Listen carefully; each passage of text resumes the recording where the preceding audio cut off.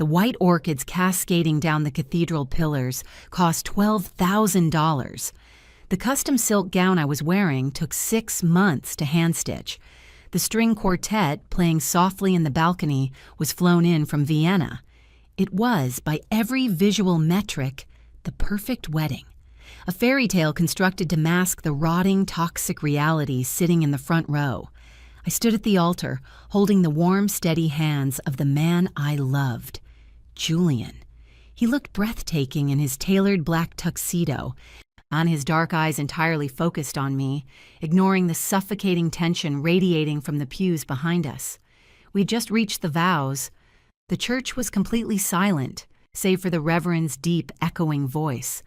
I took a breath, preparing to say the words that would officially bind my life to Julian's.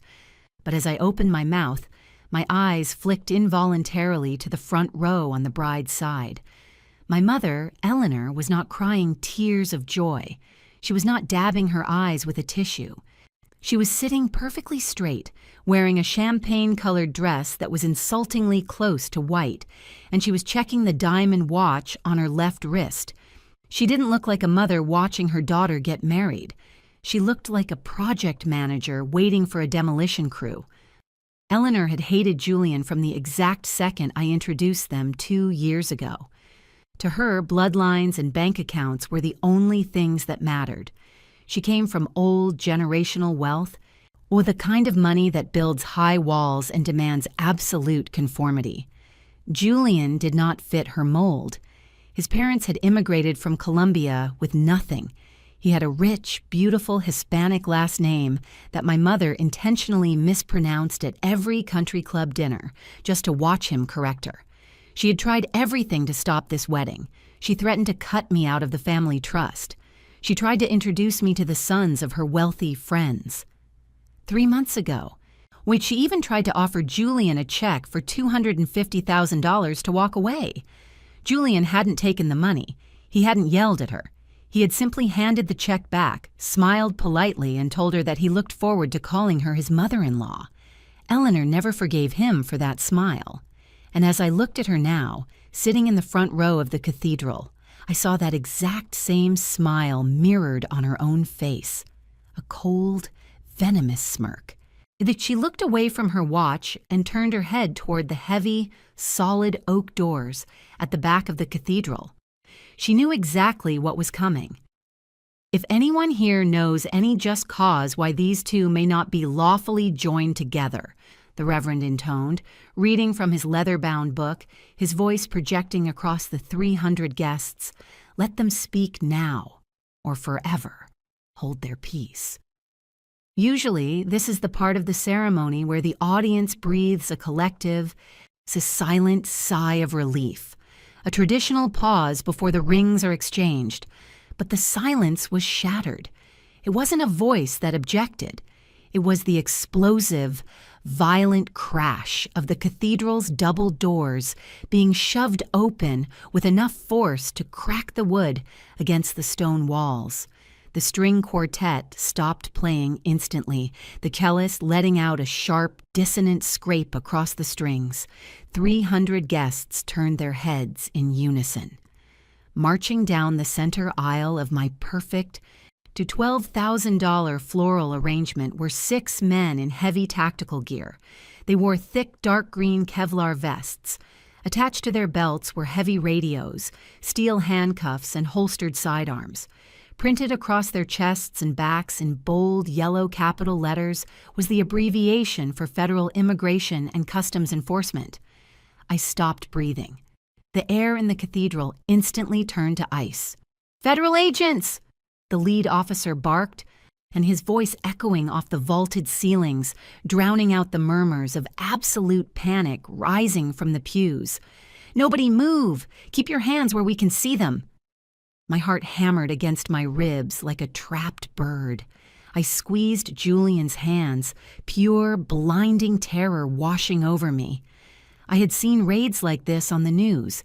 I had seen families torn apart in the middle of the night. But this wasn't a factory floor or a border checkpoint. This was an altar in a private or highly secured church in the wealthiest zip code in the state. They marched straight past my terrified bridesmaids. They marched past the groomsmen. They stopped directly at the base of the marble altar steps. The lead agent, a broad-shouldered man with a tight buzz cut and his hand resting aggressively on his duty belt, looked straight past me and locked his eyes onto my fiancé. "Julian Castillo?" the agent demanded, his voice slicing through the horrified silence of the room. Julian didn't flinch. He didn't drop my hands. He didn't look at the armed men surrounding our wedding party. He slowly turned his head and looked directly at the front row. My mother had her hands pressed over her mouth in a flawless theatrical display of shocked horror. But her eyes were dancing. She was practically vibrating with malicious delight. She was watching her ultimate victory unfold. And she truly believed that Julian was an undocumented immigrant who had manipulated me into an elaborate, fraudulent marriage just to secure a green card. She believed she had just saved the family bloodline from being tainted. "I am Julian Castillo," Julian said. His voice wasn't shaking. It was perfectly level, carrying the calm, relaxed cadence of a man ordering a cup of coffee. The lead agent stepped up onto the first marble step, invading our space. Then he unclipped the retention strap on his holster. "Step away from the bride," the agent ordered loudly. "You are being detained under suspicion of severe immigration fraud, identity theft, and the presentation of forged federal documents. Put your hands behind your back." I couldn't stay silent. The shock shattered, replaced by an overwhelming, protective rage. "What are you doing?" I screamed, stepping entirely in front of Julian. I'm placing my body between my fiancé and the tactical vest of the federal officer. "He is an American citizen. This is a mistake. You are ruining our wedding." "Ma'am, step aside," the second agent warned, moving up the stairs to flank us. "We received a high-priority anonymous federal tip this morning. The suspect is alleged to be utilizing a stolen identity to execute a fraudulent marriage. If you interfere with a federal investigation, you will be arrested for obstruction." "Oh, my God," my mother wailed loudly from the front row, standing up and clutching her pearl necklace. It was a performance worthy of a stage play. "Elena, get away from him. I knew it. I knew he was a criminal using you for your money and a visa. Officers, please protect my daughter." The sheer audacity of her lie hit me like a physical blow. An anonymous federal tip. She hadn't just objected to the wedding. She had fabricated a federal crime.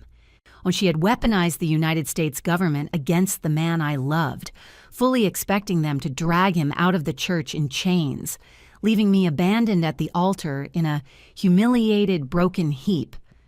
The lead agent reached past me, grabbing Julian by the shoulder of his custom tuxedo jacket. "Last warning, Castillo," the agent growled. "Hands behind your back, right now." I fully expected Julian to pull away. I expected him to panic, to argue, to demand to call his lawyer. Instead, Julian gently squeezed my fingers, let go of my hand, and took one deliberate step forward to face the armed tactical officer. "Agent," Julian said, his voice dropping an octave, completely stripping away the soft, romantic tone he had used for his vows. The warmth in his eyes vanished, replaced by a cold, calculating intensity that I had never seen before.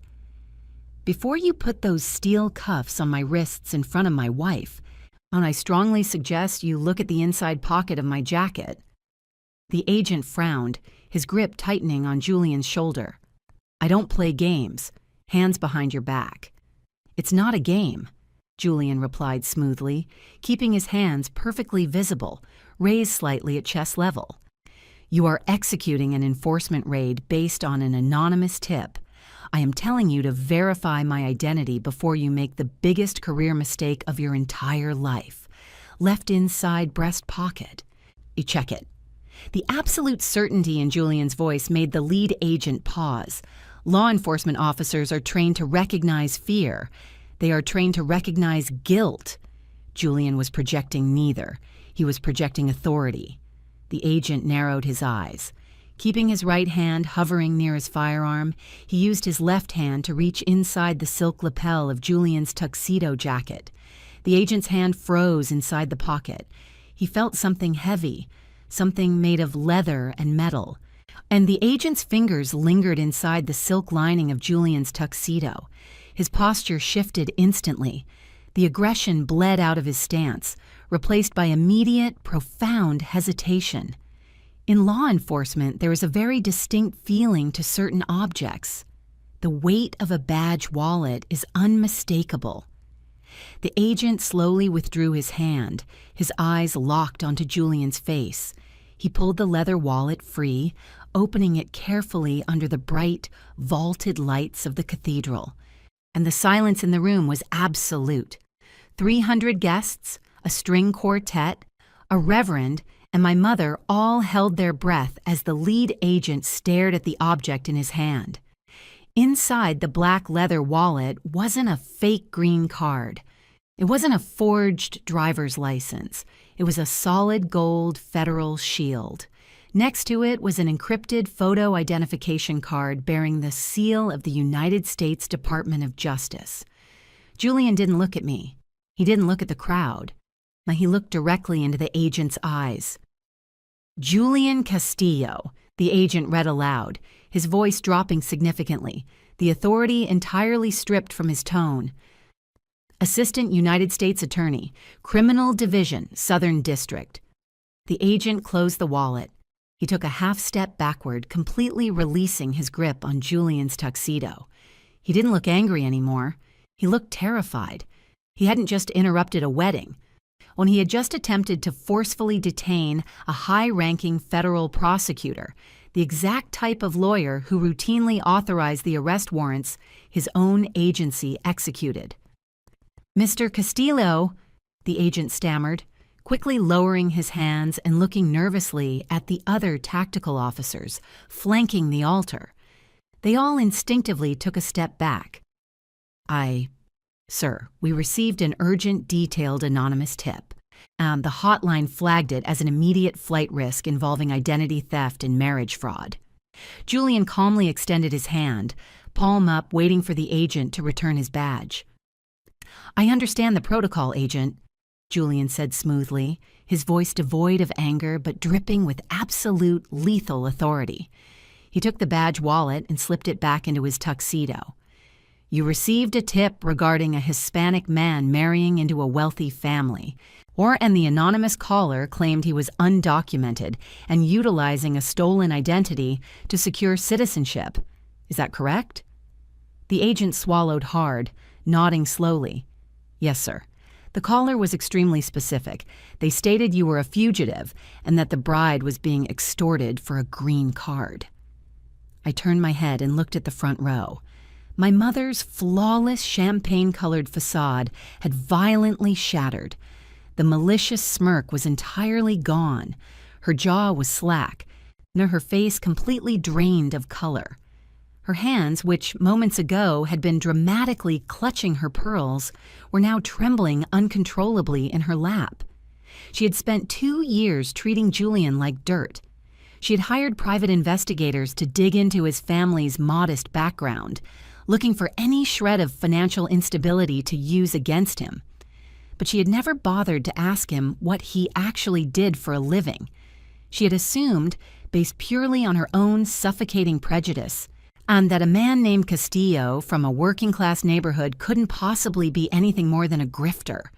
She had just weaponized a federal agency against a federal prosecutor.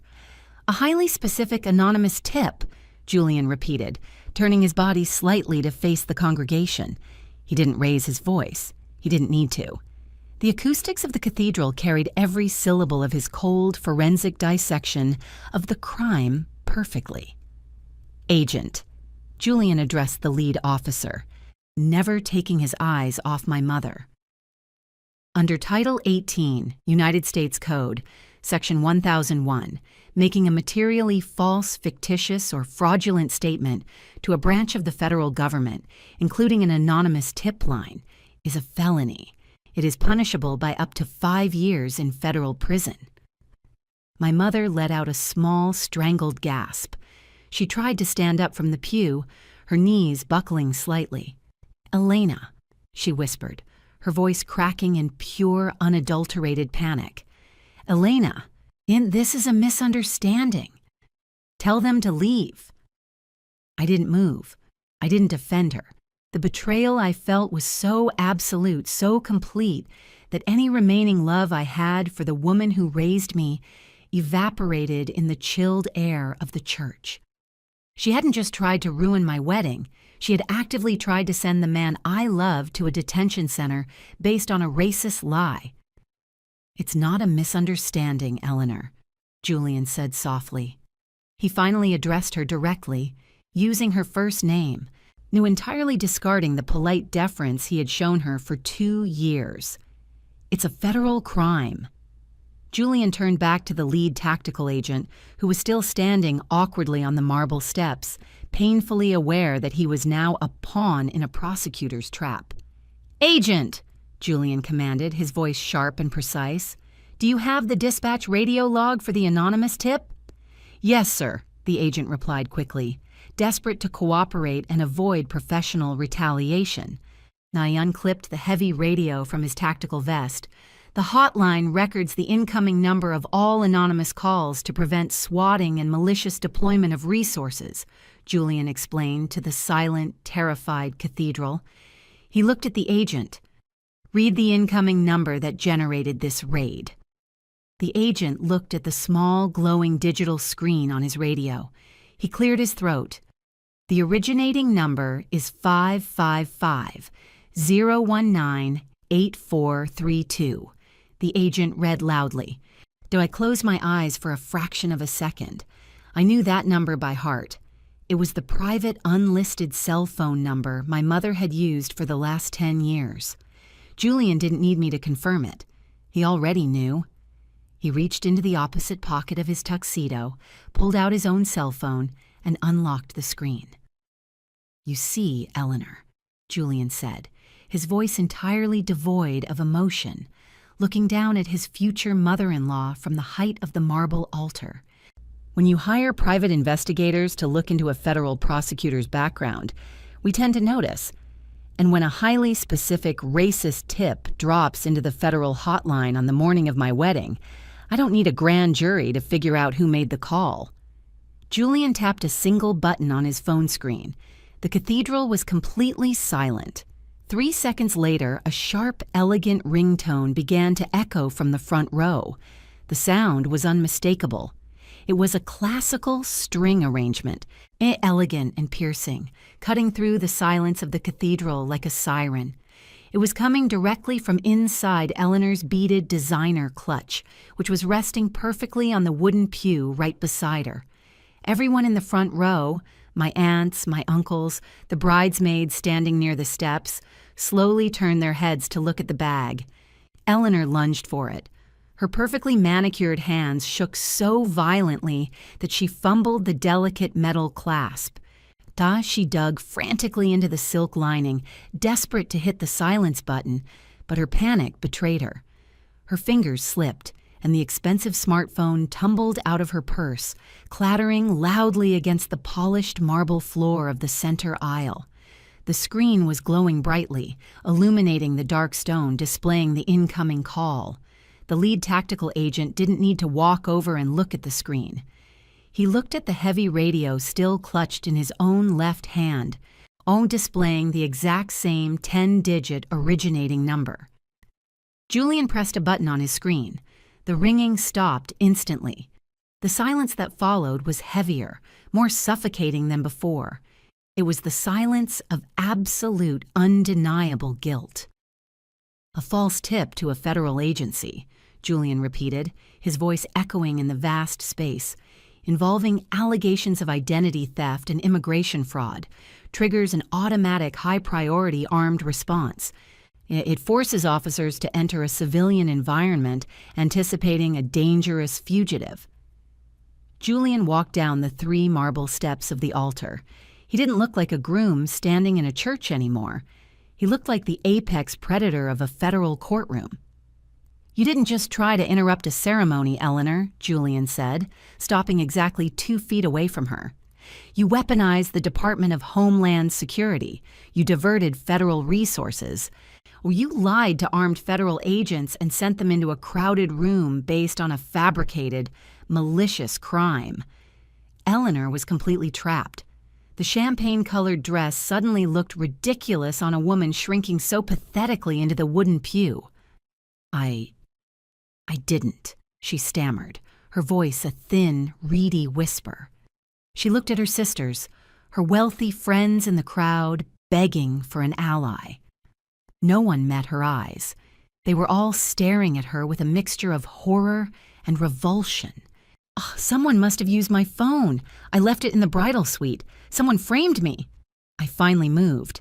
I picked up the heavy, custom silk skirt of my wedding gown and walked down the marble steps, standing right beside Julian. The protective rage I felt earlier hadn't faded. It had crystallized into pure, absolute clarity. I looked down at the woman who had spent my entire life trying to control me, trying to dictate my worth based on her archaic standards. You have been sitting in that exact spot for an hour, Mother, I said, my voice as cold as the marble beneath my feet. The anonymous tip was called in 45 minutes ago, and you haven't let that purse out of your sight since we arrived. Eleanor looked up at me, her eyes wide, welling with genuine tears of panic. The reality of her situation was finally crashing through her arrogance. Elena, please, Eleanor begged, reaching a trembling hand out toward my white gown. I am your mother. I was trying to protect you. You don't know what you're doing. Tell him to stop this. Tell them it's a mistake. I didn't step back, but I didn't take her hand either. I'm not doing anything, Mother, I replied softly. You made the phone call. The lead tactical agent had heard enough.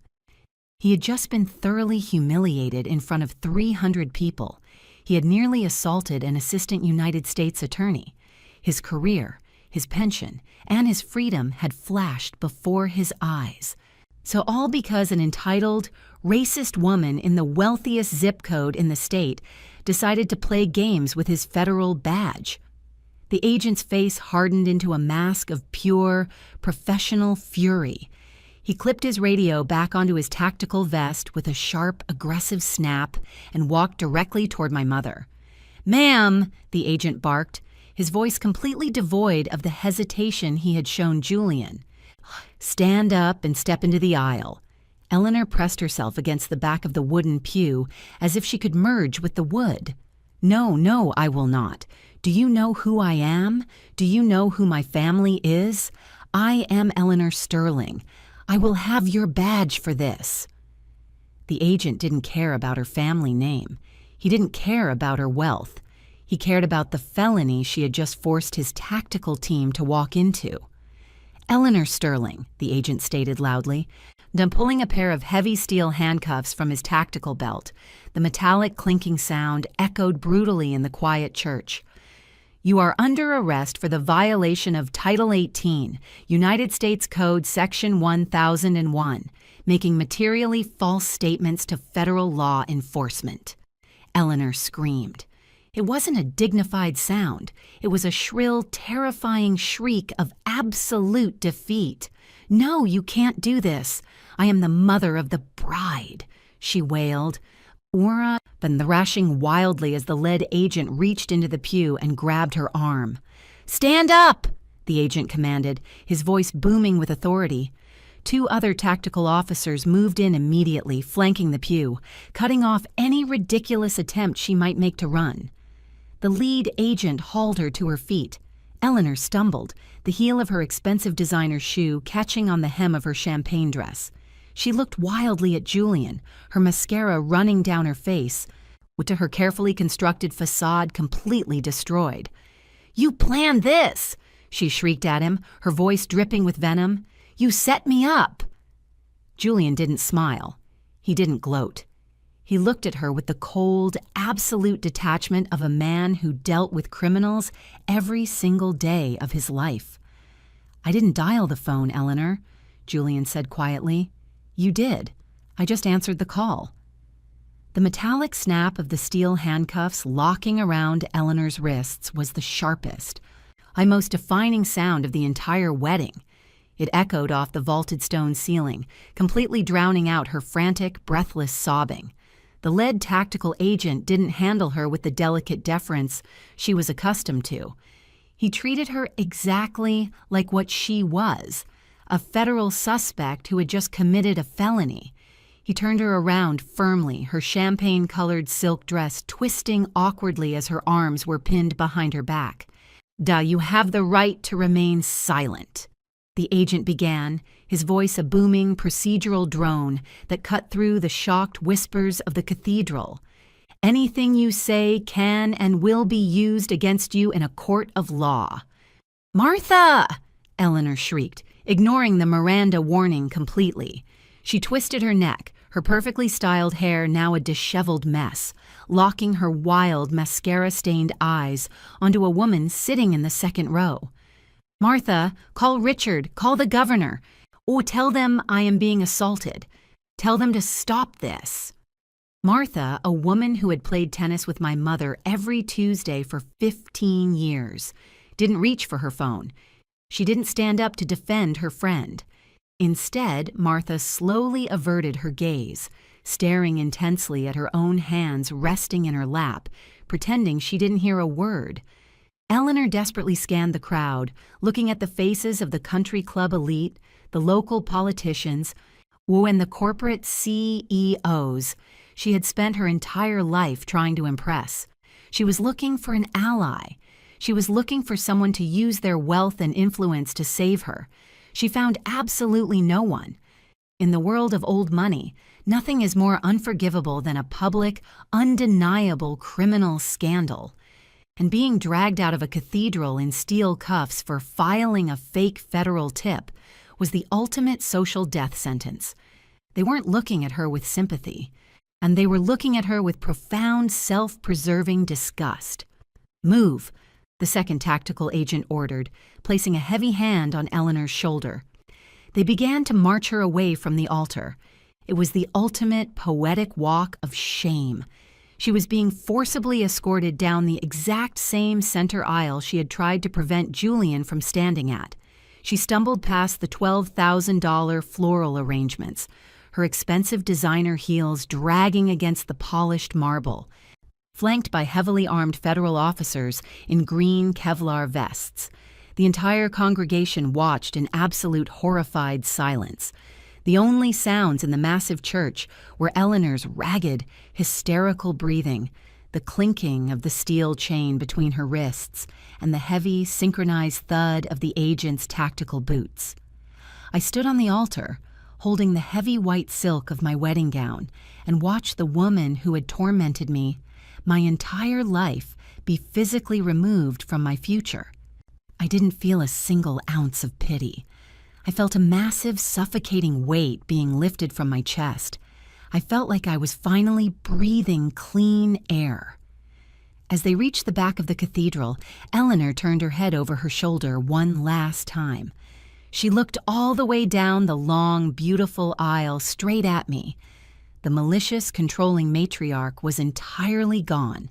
In her place was a broken, terrified woman who had finally run out of money, manipulation, and privilege to hide behind.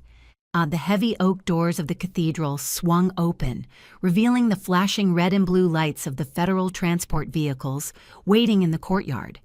The agents pushed her through the doorway, and the heavy wooden doors swung shut behind them with a loud, final, echoing thud.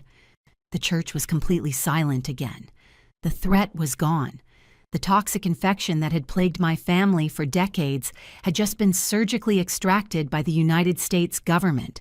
The remaining tactical agents, realizing their operation was over and their target was secured, quietly holstered their weapons and awkwardly exited through the side doors, leaving the wedding party alone at the altar. Julian slowly turned to face me. The cold, calculating federal prosecutor vanished, and the warm, loving man I was marrying returned. He let out a long, slow breath, running a hand through his dark hair to fix where the agent had grabbed him. He looked at the empty center aisle, then looked at the crowd, and finally looked at me. A small, genuine smile touched the corners of his mouth. "Well," Julian said quietly, his voice echoing softly in the massive room, carrying just enough humor to break the unbearable tension. "I believe the Reverend was asking if anyone had any objections." For 3 agonizing seconds, the cathedral remained entirely silent. Then, my maid of honor, standing just a few feet away, let out a sharp, involuntary laugh. It was a sound of pure, unadulterated relief. That single laugh broke the spell. A wave of nervous, exhaling breath swept through the 300 guests. The suffocating, terrifying atmosphere of the federal raid dissolved, leaving behind only the sheer, ridiculous reality of what had just happened. The woman who had tried to destroy the wedding had just removed herself from our lives in the most spectacular, legally binding way possible. Julian turned his attention back to the Reverend. The older man was still standing behind the altar, and his hands gripping his leather-bound book so tightly his knuckles were white. He looked at the empty center aisle, then looked at Julian, clearing his throat awkwardly. "Right," the Reverend stammered, adjusting his glasses. He looked down at his notes, completely abandoning the rest of the traditional warnings. I think we can safely proceed directly to the vows." Julian reached out and took both of my hands again. His palms were warm and steady. The cold, calculating federal prosecutor was gone. He was just Julian again, the man who loved me enough to endure my family's toxic, aristocratic abuse and smart enough to dismantle it without raising his voice. "I promise to protect you," Julian whispered, his vows suddenly carrying a weight and a literal meaning that no one else in the room could ever match. "From everything and everyone, for the rest of my life." Tears finally spilled over my eyelashes. They weren't tears of fear anymore. They were tears of absolute, overwhelming joy. "I do," I said, my voice ringing clearly across the quiet, beautiful church. "By the power vested in me," the Reverend announced, his voice regaining its booming, joyful cadence, "I now pronounce you husband and wife. You may kiss the bride." Julian pulled me in, and as our lips met, the cathedral erupted. It wasn't the polite golf clap applause of a high society event. It was genuine, thunderous cheering. The string quartet, recovering from the shock, immediately launched into a bright, triumphant symphony. We walked down the center aisle together, stepping over the exact spot where my mother had dropped her phone. I didn't look down. I only looked forward. 7 months later, the social hierarchy of the city had completely rewritten itself. Eleanor didn't have the mental fortitude to endure a public federal trial. The audio recording of her anonymous tip to the Department of Homeland Security was flawless, matching her voice perfectly. Faced with the reality of an assistant United States attorney testifying against her, her expensive defense lawyers convinced her to take a plea deal. She pled guilty to 1 count of making false statements to federal agents. She was sentenced to 24 months in a federal correctional institution.